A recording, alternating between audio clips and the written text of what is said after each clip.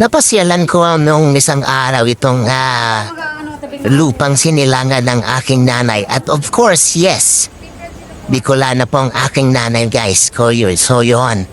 At lahat dito guys, alam naman natin, lahat ng mga bagay dito ay may chili. So parang chili na may ulam.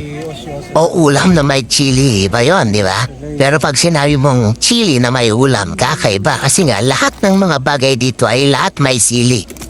O di ba?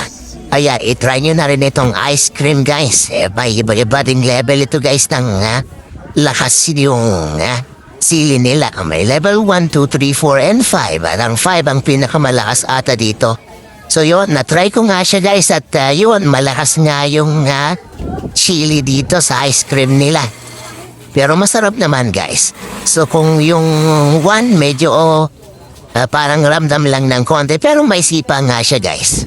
Ng chili talaga. Pero masarap siya guys. Promise. I-try nyo na rin ito kung kayo mapadpad dito sa Bicol guys. Masarap siya, promise.